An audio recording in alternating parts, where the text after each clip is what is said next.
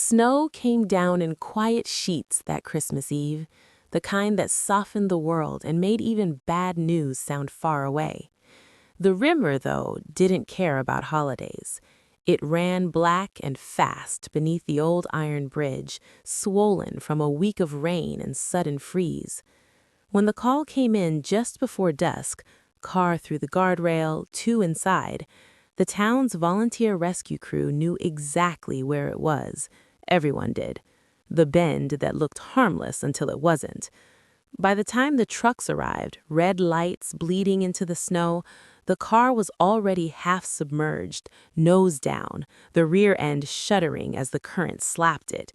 A woman stood on the bank screaming names into the dark.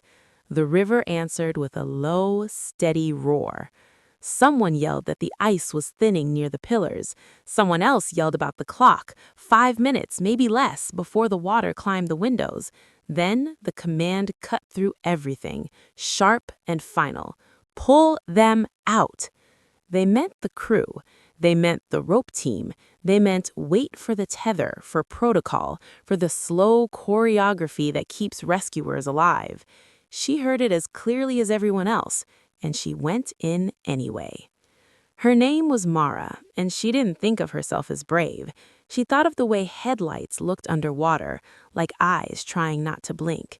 She thought of her own kids at home, already asleep, stockings sagging by the fireplace. She thought of the way the river smelled in winter, metallic, cold, unforgiving.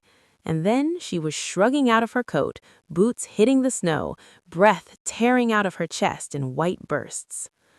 The first step stole her breath. The water knifed through her jeans, locked her calves in iron. The current took her sideways, slapped her against the bank, tried to spin her like a coin. She leaned into it, hands searching for purchase on slick stones, feeling for the rope that wasn't there yet. Behind her, voices blurred into one long warning. She didn't look back. She reached the car by feel. The metal was colder than the water, a dead thing humming with the river's force. Inside, shapes moved. A man in the driver's seat was pounding the steering wheel with numb, clumsy fists. In the back, a child's face hovered pale against the glass, eyes too big, mouth opening and closing without sound. Mara knocked, hard, and pointed up, motioning them to unbuckle, to climb. The driver shook his head, gestured toward the door that wouldn't open, the water pressure sealing it shut. She wedged her fingers into the seam of the rear door and pulled until her shoulders screamed. The river shoved her back.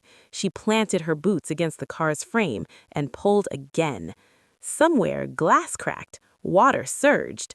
The door gave an inch, then two. She shoved it open, and the river poured in, lifting the child toward her like an offering. Hands closed around her wrists, small, shaking, alive. She hauled the kid against her chest and turned, only to have the current rip them apart. Panic flared, bright and hot, but she caught a sleeve, then skin, then nothing. The rope splashed beside her, finally, a lifeline slapping the water. She grabbed it, wrapped it once around her arm, and lunged again. This time she didn't miss. The bank felt impossibly far away. Every step was a fight, every breath a gamble. The crew met her in the shallows, dragging them both clear as the car shuddered and slid another foot into the dark. The child was coughing, crying, a sound that cut through the storm like a bell. Mara collapsed, water pouring off her, hands still shaking as if they didn't know the job was done. Someone yelled again, names, counts, the next step. The driver, the man. The windows shattered as they reached him, water rushing in with a roar that filled the night. He came out limp, then breathing, then swearing softly through chattering teeth as the medics worked. The car slipped free at last and vanished, swallowed whole, the river smoothing over it as if nothing had happened. Later, when the lights were packed up and the snow went back to pretending it was peaceful, they wrapped Mara in blankets and pressed a mug into her hands. Coffee tasted like ash. Her muscles ached in places she hadn't known existed. Someone tried to scold her, voice half lost in relief.